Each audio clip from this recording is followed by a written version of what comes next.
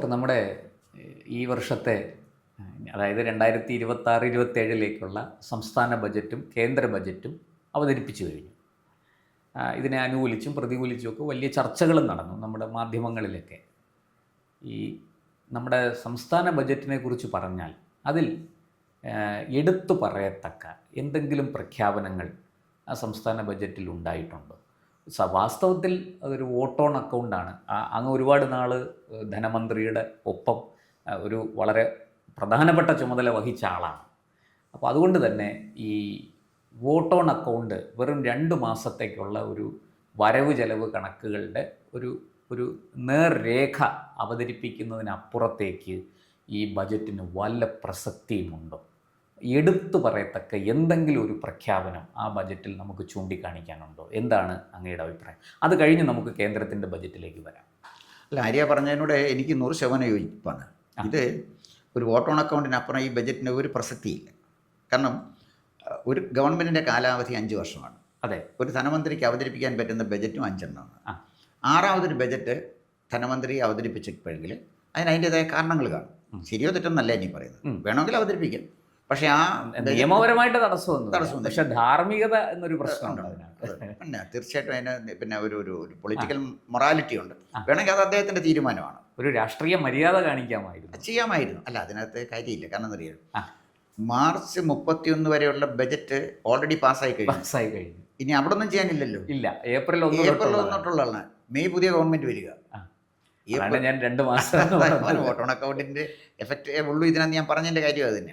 അപ്പോൾ ഇവിടെയുള്ള ഒരു പ്രശ്നം വെച്ചാൽ ഗവൺമെൻറ്, ഇടതുപക്ഷ ഗവൺമെൻറ് മനസ്സിലായി ഗവൺമെൻറ് ജനങ്ങളിൽ നിന്ന് വളരെ അകന്നു കഴിഞ്ഞു. എല്ലാ സെക്ടറിലും പെട്ട ആളുകൾ ജനം ശരിക്കും വെറുത്തു. ജനങ്ങൾ വെറുത്തു. അതൊരു ഫാക്റ്റാണ്, അല്ലെന്ന് പറഞ്ഞിട്ട് കാര്യമില്ല. റിസൾട്ട് എങ്ങനെ വരും എന്ന് എനിക്ക് അറിഞ്ഞുകൂടാ. എങ്കിലും അതാ ഞാൻ പലപ്പോഴും പറഞ്ഞിട്ട് UDF മുൻതൂക്കമുള്ള റിസൾട്ട് വരാനാണ് സാധ്യത ഞാൻ കാണുന്നത്. അതെന്തും ആയിക്കോട്ടെ.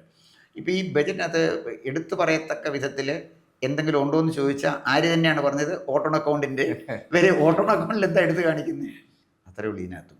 ഇതിനകത്ത് വന്നതിനകത്തൊരു പ്രധാനപ്പെട്ട കാര്യം, സർക്കാർ ഉദ്യോഗസ്ഥന്മാർ ഗവൺമെൻറ്റിനോട് വളരെയധികം അകന്നുപോയി എന്നുള്ള കാര്യം അവർക്ക് മനസ്സിലായി. സർക്കാർ ഉദ്യോഗസ്ഥന്മാർ ഒരു മൈനോറിറ്റി ആണെങ്കിലും അതൊരു ഇൻഫ്ലുവൻഷ്യൽ മൈനോറിറ്റിയാണ്. സർക്കാർ ഉദ്യോഗസ്ഥന്മാർ മാത്രമല്ല, പെൻഷൻകാർ എല്ലാം കൂടെ മിനിമം 11 ലക്ഷം ആളുകളുണ്ട്. 11 അവരെ ആശ്രയിച്ച് കഴിയുന്ന 10 പേരെ വെച്ചെടുത്ത് നോക്കിയിട്ട് ജനസംഖ്യയുടെ 3 പോയില്ലേ? അതെ അതെ. അപ്പോൾ ഒരു ചെറിയ കാര്യമല്ലത്. അപ്പോൾ അവരെ കൂടെ നിർത്തണം. പക്ഷേ അതിന് ഇടതുപക്ഷ ഗവൺമെൻറ് സ്വീകരിച്ച സമീപനത്തിനോട് എനിക്ക് വിയോജിപ്പ്. ഇത്രമാത്രം DA കുടിശ്ശിക വന്ന ഒരു കാലവും കേരളത്തിലുണ്ടായിട്ടില്ല. നമ്പർ 1 ഞാൻ പറഞ്ഞു വന്നത്. നമ്പർ 2, DA ജീവനക്കാരൻ്റെ അവകാശമല്ല, സർക്കാരിൻ്റെ ഔദാര്യമാണെന്ന് കേരള ഹൈക്കോടതിയിൽ സത്യവാങ്മൂലം കൊടുത്തത് ഈ ഇടതുപക്ഷ ഗവൺമെൻറ്റാണ്. ഇടതുപക്ഷ ഗവൺമെൻറ്റിന് വലിയ ചതിയായി പോയി. അല്ല, അത് വലിയ വില കൊടുക്കേണ്ടി വരും. കാരണം എന്നറിയും, ഇത് ഇടതുപക്ഷ ഗവൺമെൻറ്റിനെയല്ല ബാധിക്കുന്നത്, ഇടതുപക്ഷ സർവീസ് യൂണിയനുകളെയാണ് ബാധിക്കുന്നത്. അടുത്ത പ്രാവശ്യം വരുന്ന ഒരു UDF ഗവൺമെൻറ് ഇവരിതെടുത്ത് പറഞ്ഞാൽ, പോയി ജോലി നോക്കാൻ പറഞ്ഞാൽ ജനങ്ങൾ അവരോടൊപ്പം നിൽക്കത്തില്ല. ഇടതുപക്ഷം 10 വർഷം ഭരിച്ചപ്പോൾ വായിൽ വെള്ളം ഒഴിച്ച് നിശബ്ദമായിരുന്ന NGO യൂണിയനും NGO അസോസിയേഷനും വേറൊരു ഗവൺമെൻറ് വരുമ്പോൾ സമരപ്രഖ്യാപനമായിട്ട് വന്നാൽ ആന്റണിയുടെ കാലത്ത് സമരം ചെയ്ത് ഗതികേട് വരും. അതെ, ജനം പറയും, ജനം കൈകാര്യം ചെയ്യും. അതാണ് ജനം കൈകാര്യം ചെയ്യും. എനിക്കിപ്പോഴും ഓർമ്മയുണ്ട് 2001-2004 കാലത്ത് സർക്കാർ ഉദ്യോഗസ്ഥർ സമരം ചെയ്ത് നാണം കെട്ടുപോയ ഒരവസ്ഥ. പിന്നെ ജയലളിതയ്ക്കെതിരെ സമരം ചെയ്തില്ലേ? ജയലളിത 1.5 ലക്ഷം ആളുകളെയും പിരിച്ചു വിട്ടു. അതെ. അവസാനം സുപ്രീം കോടതി വരെ പോയി. ജയലളിത കറക്റ്റാണ് ചെയ്തത്. വാണിംഗ് കൊടുക്കൂ, ചേരാൻ പറഞ്ഞു, കയറാൻ പല പ്രാവശ്യം വാണിംഗ് കൊടുത്തിട്ടും ഉദ്യോഗസ്ഥന്മാർ അനുസരിച്ചില്ല. ഹൈക്കോടതി ചെന്നു, ഹൈക്കോടതി ഉദ്യോഗസ്ഥന്മാർക്ക് എതിരായി വിധിച്ചു. സുപ്രീം കോടതി ചെന്നപ്പോൾ സുപ്രീം കോടതി എതിരായിട്ട് വിധിച്ചു. അവസാനം സുപ്രീം കോടതിയിൽ മനസാക്ഷിയുള്ള ഒരു ജഡ്ജി പറഞ്ഞു, ഇത്രയും കാലം സെർവ് ചെയ്തിരുന്ന ആളുകളല്ലേ, അവരെ പിരിച്ചുവിടുമ്പോൾ തമിഴ്നാട് ഗവൺമെൻറ് ഇക്കാര്യത്തിൽ ഒരു സൗമനസ്യം കാണിക്കണം എന്ന് പറഞ്ഞ ജയലളിത കാണിച്ച സൗമനസ്യത്തിലാണ് തമിഴ്നാട്ടിലെ സർക്കാർ ഉദ്യോഗസ്ഥന്മാർ സർവീസിൽ കയറിയത്. അല്ലെ വെളിയിൽ നിന്നായിരുന്നു. ഞാൻ ചെറിയ കാര്യം പറയാം. ഇവിടെ സർക്കാർ ഉദ്യോഗസ്ഥന്മാർ സമരം ചെയ്യുന്നു വിചാരിക്കുക, കുറേ എണ്ണത്തിനെ പിരിച്ചുവിട്ടു. പിരിച്ചുവിടാൻ ഗവൺമെൻറ് തീരുമാനിച്ചാൽ പിരിച്ചുവിട്ടിട്ട് പബ്ലിസിറ്റി PSC ലിസ്റ്റിൽ നിന്നുള്ള അത്രയും പേരെ അങ്ങ് നിയമിച്ചാൽ നിയമനം കിട്ടിയവൻ ഗവൺമെൻറ്റോടെ നിൽക്കും, പിരിച്ചുവിട്ടവൻ റോഡെ കിഴക്കും പടിഞ്ഞാറും നടക്കും. ഇത്രയേ ഉള്ളൂ നമ്മുടെ സർവീസ് സംഘടനകളുടെ വിലപേശൽ ശേഷി. ഈ വിലപേശൽ പറഞ്ഞാൽ കടലാസ് പുലിയാണ്. ഈ അവരൊരു കടലാസ് പുലിയാണ് എന്ന് ഇനി അവർ തെളിയിക്കാൻ പോകുന്നത് മറ്റൊരു ഗവൺമെൻറ് വരുമ്പോൾ ഇവർ സമരത്തിനിറങ്ങുമ്പോഴാണ്.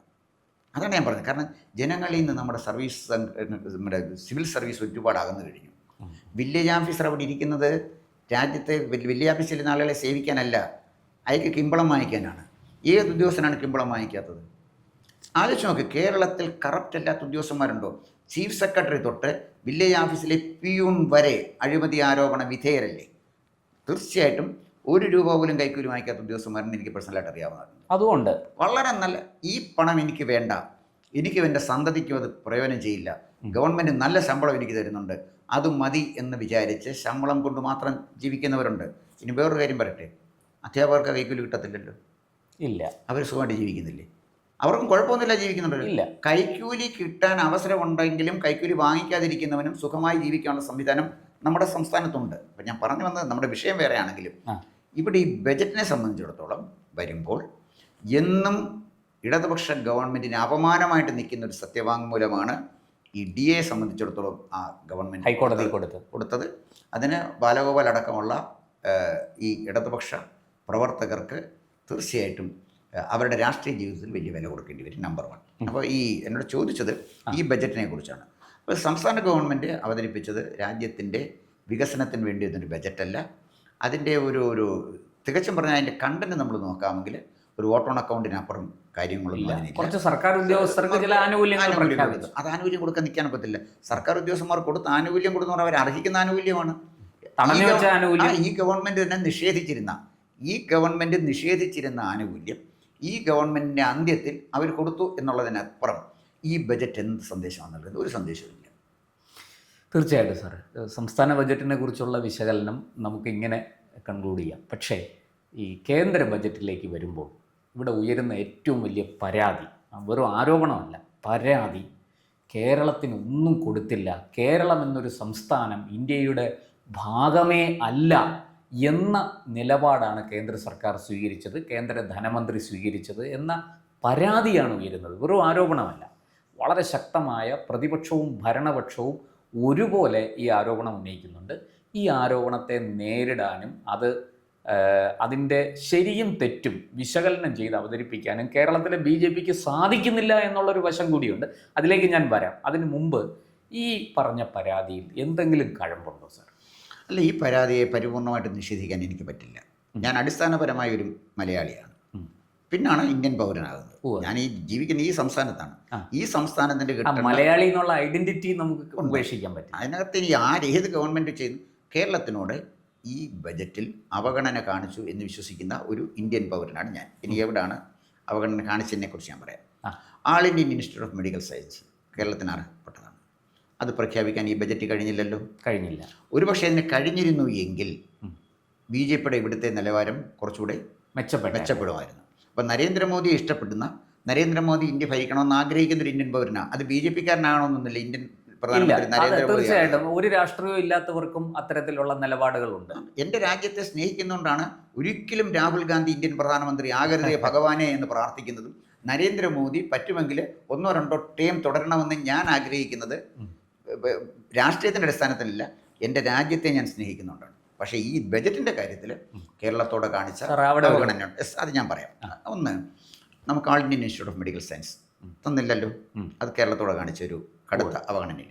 പിന്നെ രണ്ടാമത് പറയുന്ന ഒരു കാര്യം, അതിവേഗ റെയിൽവേ കോറിഡോറിനെ കുറിച്ച് ഞാൻ പറയുന്നില്ല. കാരണം അതിവേഗ റെയിൽവേ കോറിഡോർ വരണമെങ്കിൽ അതിവേഗത്തിൽ ട്രെയിൻ സഞ്ചരിക്കാൻ കഴിയുന്ന ട്രാക്കുകൾ. കേരളത്തിലെ ട്രാക്കുകൾ 30% ഷാർപ്പ് ടേണിങ്സ് ആണ്. തിരുവനന്തപുരത്ത് നിന്ന് കൊല്ലത്തിന് വരുമ്പം പിന്നെ ഒന്ന് ആലോചിച്ച് നോക്കണം. കൊല്ലം ഇരവിപുരം കഴിയുമ്പോൾ തൊട്ട് ട്രെയിൻ വളരെ ചെറിയാണ് വരുന്നത്. കാരണം കൊല്ലത്തൊരു U-turn ആണ്. അതിവേഗ ട്രെയിൻ ഓടണമെങ്കിൽ അവിടെ തന്നെ 10-15 മിനിറ്റ് പോകേണ്ടി വരും. അപ്പം അതിവേഗ ട്രെയിൻ ഓടണമെങ്കിൽ അതിന് പറ്റ ട്രാക്ക് വേണം. അതിന് ട്രാക്ക് വേണമെങ്കിൽ സ്ഥലം എടുത്തു കൊടുക്കണം. അതായത് പിന്നെ തിരുവല്ലയിൽ നിന്നും കോട്ടയത്തിനും ഇടയ്ക്കുള്ള ട്രാക്ക് ആ ഭൂമി എടുത്തു കൊടുക്കാൻ എത്ര കാലം എടുത്തെന്നറിയാം? ആലപ്പുഴ വഴിയുള്ള ട്രെയിന് സ്ഥലം എടുത്തു കൊടുക്കാൻ പറ്റും. ഇപ്പോഴും പൂർത്തിയായിട്ടില്ല. ഞാൻ പറഞ്ഞത് ഒരിക്കലും ഇച്ഛാശക്തിയുള്ള ഒരു ഗവൺമെൻറ് കേരളം ഭരിച്ചിട്ടില്ല. റെയിൽവേയുമായിട്ട് സഹകരിക്കാൻ അവർ തയ്യാറായിട്ടില്ല. അത് UDFൻ്റെ കാലത്തും ഇല്ല. നമ്മൾ ശബരിപാതയിലും കണ്ടുകൊണ്ടിരിക്കുക. ഈ 19 നമ്മുടെ 20 MPമാർക്ക് ഒന്നിച്ച് നിന്ന് നമ്മുടെ വികസനം എന്തൊക്കെയാണ്, റെയിൽവേ വികസനം വേണ്ടെന്ന് അവർ ചർച്ച ചെയ്തിട്ടില്ല. അക്കാര്യത്തിൽ തമിഴ്നാടിനെ കണ്ടുപഠിക്കണം കേട്ടോ. DMK BJPയായിട്ട് വലിയ പോര് എടുക്കുമെങ്കിലും അവർക്ക് കിട്ടേണ്ടതെല്ലാം ചോദിച്ച് വാങ്ങുന്നതിൽ അവിടെ DMKയും ഇല്ല, ADMKയും ഇല്ല, BJPയും ഇല്ല, കോൺഗ്രസും ഇല്ല, ഒന്നുമില്ല. അവർ ഒറ്റക്കെട്ടാണ്. അവിടെ തമിഴൻ മാത്രമേ ഉള്ളൂ. അതുകൊണ്ടാണ് അവർ നേടിയത്. നമ്മുടെ ഇവിടുന്ന് പോകുന്ന ചില ആത്മാക്കൾ ചെയ്യുന്നതാണ് അല്പന്മാർ. പാർലമെൻറ്റിലെ ബജറ്റ് ചർച്ചയിലോ അല്ലെങ്കിൽ പാർലമെൻറ്റിലെ ചർച്ചകളിലോ പങ്കെടുത്ത് സംസാരിക്കുന്നതിൽ രണ്ട് MP-മാരെ ഞാൻ ബഹുമാനിക്കുന്നുണ്ട്. മൂന്നാമതൊരുത്തനില്ല. ഒന്ന് ശശി തരൂരും NK പ്രേമചന്ദ്രനും. അവരാരും നടുത്തളത്തിൽ ഇറങ്ങുന്നില്ല. ഈ രണ്ടുപേരെ ഒഴിച്ചാൽ ബാക്കിയൊക്കെ നടുത്തളത്തിൽ ഇറങ്ങുന്നവനെ APN എന്നല്ല എന്താ പറയുന്നത്. പാർലമെന്റിൽ ചർച്ചയിൽ പങ്കെടുക്കാതെ ഈ ബജറ്റ് കീറിക്കളയാൻ ആർക്കാ പറ്റാത്തത്? അല്ലെങ്കിൽ കടലാസ് ഒരുതരം റൗഡിസമാണ്. Rowdyism, third റേറ്റുകൾ. ഈ തേർഡ് റേറ്റുകളൊക്കെ ഇന്ത്യൻ പാർലമെന്റിലേക്ക് പറഞ്ഞയക്കുന്ന ജനങ്ങൾക്ക് ഈ ശിക്ഷ തന്നെ കിട്ടണം. അതാണ് ചെയ്യേണ്ടത്. അപ്പോൾ ഞാൻ പറഞ്ഞു വന്നത്, ഇവർക്ക് 20 പേർക്ക് ഒന്നിച്ച് തിരുവനന്തപുരത്തുകാർക്കും കൊല്ലത്തുകാർക്കും മാത്രം തെറ്റ് പറ്റിയില്ല എന്ന് പറയാം. തിരുവനന്തപുരത്തുകാർക്കും കൊല്ലക്കാർക്കും തെറ്റില്ല. അത് സത്യമാണത്. അതുകൊണ്ടാണ് പ്രേമേന്ദ്രനെതിരെ എത്ര ആരോപണം വന്നു. പ്രേമേന്ദ്രൻ സംഖ്യയാന്ന് പറഞ്ഞു, നരേന്ദ്രമോദിയുടെ ബന്ധുവാന്ന് പറഞ്ഞു. എന്താ അവിടെ കണ്ട ഹൈവേ വന്നപ്പോൾ നരേന്ദ്രമോദി ഇരുന്നിടത്ത് പോയി ഇരുന്നു എന്ന് പറഞ്ഞു. നരേന്ദ്രമോദിയോട് ഇരുന്ന് കാപ്പ് കുടിച്ചു എന്ന് പറഞ്ഞു. നരേന്ദ്രമോദി ഇരുന്നവർ കാപ്പ് കുടിച്ച പ്രേമേന്ദ്രൻ തെറ്റുകാരനാണ്. നരേന്ദ്രമോദിയെ പൊന്നാട പതപ്പിച്ച മുഖ്യമന്ത്രി ചിരിക്കാരനുമാണ്. ഞാൻ പറയുന്നത് ഇതൊക്കെ കേരളീയരോടല്ലേ പറയുന്നത്. ഇതൊക്കെ ഇവിടെ വിലപ്പോവും. കേരളം ഒരുപാട് അങ്ങ് മാറിയില്ലേ? ഇതിൻ്റെ പ്രശ്നം ബജറ്റിനെ കുറിച്ച് ആണല്ലോ എന്നോട് ചോദിച്ചത്. അപ്പം ബജറ്റിലെ വിഷയത്തിലേക്ക് വന്നു. സാർ, അവിടെ എനിക്കൊരു സംശയം കൂടിയുണ്ട്. ഈ എയിംസിൻ്റെ കാര്യം അങ്ങ് പറഞ്ഞു. പക്ഷെ ഇപ്പോഴും കേരളത്തിലെ എയിംസിന് കൃത്യമായൊരു ഭൂമി ഏറ്റെടുത്ത് കൊടുക്കാൻ സംസ്ഥാന സർക്കാരിന് കഴിഞ്ഞിട്ടില്ല, അല്ലെങ്കിൽ ഒരു ഭൂമി ചൂണ്ടിക്കാണിക്കാൻ കഴിഞ്ഞിട്ടില്ല. ഏറ്റവും ഒടുവിൽ കിനാലൂരിൽ കാണിച്ചു കൊടുത്ത ഭൂമിയിൽ പോലും 50% തർക്കത്തിൽ നിൽക്കുകയാണ്. അപ്പോൾ അങ്ങനെയുള്ളൊരു സ്ഥലത്തെ എന്ത് വിശ്വസിച്ച് ഈ എയിംസ് പ്രഖ്യാപിക്കും കേന്ദ്ര സർക്കാർ? അങ്ങനെ ഒരു ചോദ്യം കൂടി ഇല്ലേ? അല്ല, ഇതിൻ്റെ പ്രശ്നം കേന്ദ്ര ഗവൺമെൻറ് എയിംസ് പ്രഖ്യാപിക്കാൻ തീരുമാനിക്കുന്നു. യുക്തമായ സ്ഥലം ഇത്രാം തീയതിക്കാണ് എടുത്തു തന്നാൽ എയിംസ് തുടങ്ങും എന്ന് പറയാൻ തടസ്സമൊന്നുമില്ലല്ലോ. സാങ്കേതിക തടസ്സമില്ല. കേരളത്തിനൊരു എയിംസ് അനുവദിക്കുന്നതിന് കേന്ദ്ര ഗവൺമെൻറ് തടസ്സമില്ല. സ്ഥലം എടുത്തു കൊടുക്കുന്ന കേരള ഗവൺമെൻറ് ഭാഗമായിരിക്കാം. അത് പിന്നെ കേരള ഗവൺമെൻറ് തീരുമാനിക്കട്ടെ. ഒരുപക്ഷെ കേരള ഗവൺമെൻറ് ചൂണ്ടിക്കാണിച്ചു കൊടുത്താൽ മതി. അതിന്റെ പണം പോലും കേന്ദ്ര സർക്കാരാണ്. ചൂണ്ടിക്കാണിക്കാൻ ഇന്നത്തെ സാഹചര്യത്തിൽ കേരളത്തിൽ പറ്റില്ല. ഉത്തര കേരളത്തിലും മധ്യ കേരളത്തിലും ദക്ഷിണ കേരളത്തിലും ഒക്കെ ആയിട്ട് തർക്കങ്ങൾ നിൽക്കുകയാണ്. അവരെവിടെയെങ്കിലും സ്ഥലങ്ങൾ കാണിക്കട്ടെ. കേന്ദ്ര ഗവൺമെൻറ്റിന് ഇഷ്ടമുള്ള സ്ഥലം എടുക്കാം. ഇതൊന്നും അല്ലെങ്കിലും കേന്ദ്ര ഗവൺമെൻറ്റിന് നോട്ടിഫൈ ചെയ്ത് സ്ഥലം എടുത്തുകൂടെ? അപ്പോൾ ആ കാര്യത്തിൽ all Indian institute of medical science നമ്മുടെ തരുന്ന കാര്യത്തിൽ ഗവൺമെൻറ് നമ്മളോട് അവഗണന കാണിച്ചു എന്നുള്ള ഒരു കാര്യം. രണ്ട്, പല ട്രെയിനുകളും പുതിയ ട്രെയിനുകൾ അനുവദിച്ചു. ട്രാക്ക് വേണ്ട, ഈ ട്രാക്കിൽ തന്നെ ഓടാവുന്നതാണ്. ആ ട്രാക്കിൽ നമുക്ക് റെയിൽവേ ലൈൻ തന്നില്ല. ഉദാഹരണത്തിന് ട്രിവാൻഡ്രത്തിനും കൊല്ലത്തിനും ഇടയ്ക്കുള്ള ട്രെയിൻ നോക്കണം. ഏറ്റവും അധികം യാത്രക്കാരുള്ള ട്രെയിനാണ്.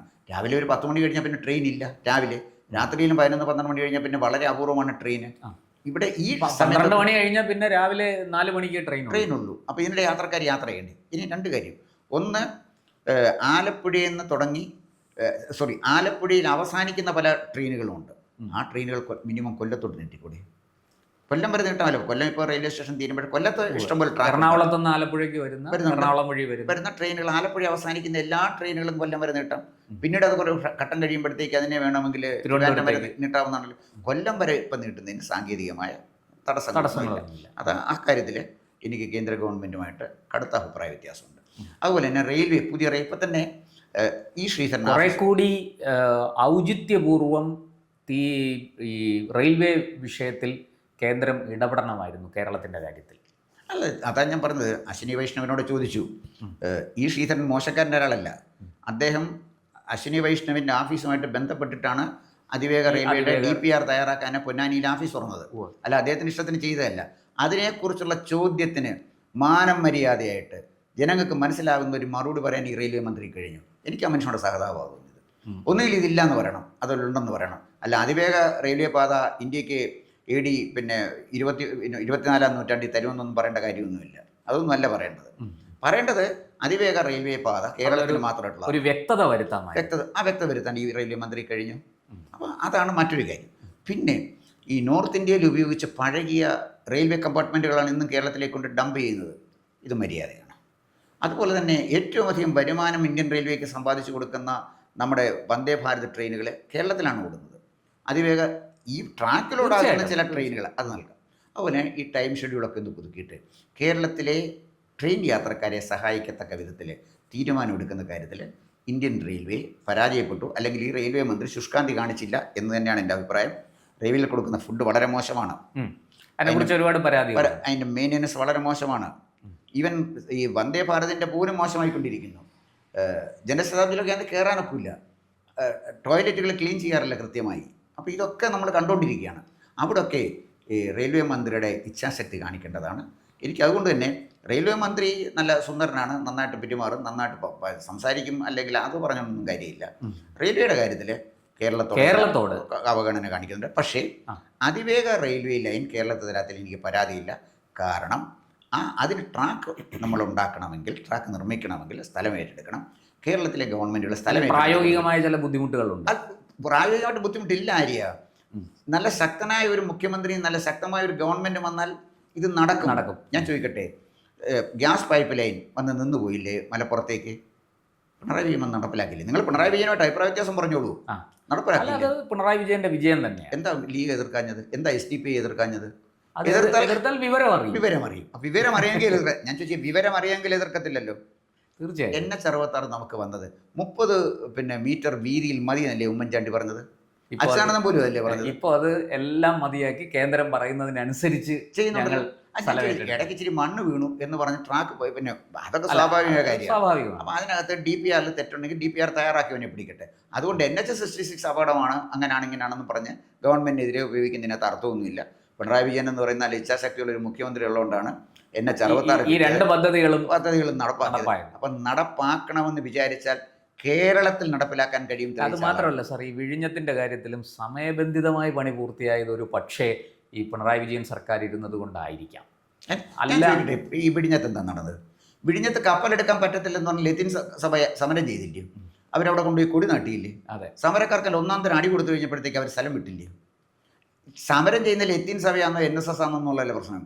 രാജ്യത്തിന്റെ വികസനത്തിനെതിരായിട്ട് സമരം ചെയ്യുന്നവൻ ആരായാലും ശരി, അത് ആരായാലും, പിന്നെ NSS ഭരിക്കുന്ന കർത്താവായാലും പള്ളിയിലെ കത്തനാരായാലും ശരി, ആരായാലും ശരി, ധീരമായിട്ട് നേരിടുന്ന ഒരു ഗവൺമെൻറ്റിനെയാണ് കേരളത്തിലെ ജനങ്ങൾ പ്രതീക്ഷിക്കുന്നത്. കേരളത്തിലെ ജനങ്ങളെ ഈ സഭാ മതമേലക്ഷ്യത്തിൻ്റെ അവിടെ തിണ്ണതിരങ്ങുന്നവരോട് എനിക്ക് പുച്ഛമാണ്.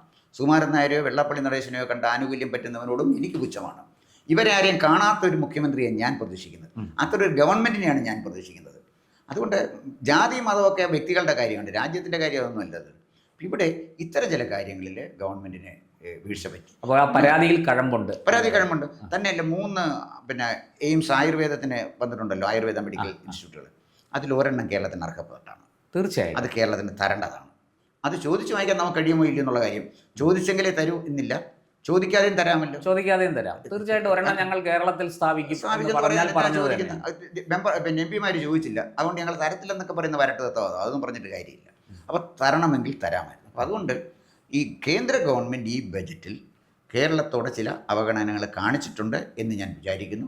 ചിലത് സാങ്കേതികമായ കാരണങ്ങളാൽ നടത്താനൊക്കാത്തതാണ്. അതിവേഗപാത, പിന്നെ 20 ദേശീയ ജലപാതകൾ വരുന്നുണ്ട്. അത് നമുക്ക് തരാത്തതിൽ ദുഃഖമില്ല. കാരണം രാജീവ് ഗാന്ധി അനുവദിച്ച ദേശീയ ജലപാത ഇപ്പോഴും പായലും കാടും കൂടി കിടക്കുക, അതൊന്നും ഇവിടെ നടക്കത്തില്ല. അപ്പോൾ കേരളത്തിനെ സംബന്ധിച്ചിടത്തോളം ഇതൊന്നും നടക്കുന്ന സംസ്ഥാനമല്ല കേരളം. നമ്മൾ ചുമ്മാ വെറുതെ ജാതി മത രാഷ്ട്രീയ പാർട്ടിയുടെ ചിഹ്നം നോക്കി നടക്കുന്ന വിഡ്ഢികളാണ് കേരളത്തിലുള്ളത്. ഇവർക്ക് ഇതൊക്കെ മതി, ഇവരിതിന് അർഹരാണ്, അതാണ് എൻ്റെ ഒരു കാര്യം. അപ്പം കേരളത്തിലെ ജനങ്ങൾ ഉണരട്ടെ, എഫക്റ്റീവ് അല്ലാത്ത ഗവൺമെൻറ്റിനെ മാറ്റട്ടെ. അത് കേന്ദ്രമായാലും ശരി, കേരളമായാലും ശരി, അതിന് വിധത്തിൽ ജനങ്ങൾ ഉണർന്നെണീറ്റാൽ ജനങ്ങൾ അർഹിക്കുന്ന ഗവൺമെൻറ്റിനെ കിട്ടും. ഈ ബജറ്റിൽ ചില അവഗണനകൾ കേരളത്തോടെ കാണിച്ചിട്ടുണ്ട്. ചെയ്യാൻ കഴിയുന്ന ചില സൗമനസ്യങ്ങൾ കാണിച്ചില്ല. കേരളം ചോദിച്ചില്ല എന്ന് പറഞ്ഞ് ചില കാര്യങ്ങൾ നിഷേധിക്കുന്നതിനോട് എനിക്ക് ഒഴിഞ്ഞു മാറാൻ സാധിക്കില്ല, ഒരു യോജിപ്പുമില്ല. ശരിയല്ല ചെയ്തത്. തീർച്ചയായിട്ടും നമുക്ക് വിശദമായിട്ട് വീണ്ടും ഈ കേന്ദ്ര ബജറ്റിനെ കുറിച്ചുള്ള ചർച്ചകൾ ഇനിയും തുടരേണ്ടതുണ്ട്. കാരണം അതിനെക്കുറിച്ച് പല കാര്യങ്ങളും ഈ അങ്ങിപ്പോൾ ചൂണ്ടിക്കാണിച്ചതുപോലെ ഈ പരാതിയുടെ കാര്യത്തിൽ കഴമ്പുണ്ട്, അതിനകത്ത് പല കാര്യങ്ങളിലും വ്യക്തത വരുത്താമായിരുന്നു, അത് സംഭവിച്ചില്ല. ഇങ്ങനെയൊക്കെയുള്ള വിഷയങ്ങൾ ഇനിയും നമുക്ക് പല കാര്യങ്ങളിലും കൂടുതൽ വ്യക്തത വരാനുണ്ട്. നമുക്ക് വിശദമായ ചർച്ചകൾ പിന്നാലെ വരാം. നന്ദി. കൂടുതൽ വാർത്തകളും വിശേഷങ്ങളും നേരിട്ട് ലഭിക്കാൻ ജനങ്ങളിൽ നിന്ന് ജനങ്ങളിലേക്ക് ജനഭൂമി ന്യൂസ് സബ്സ്ക്രൈബ് ചെയ്യൂ. ബെൽ ബട്ടൺ അമർത്താനും മറക്കരുത്.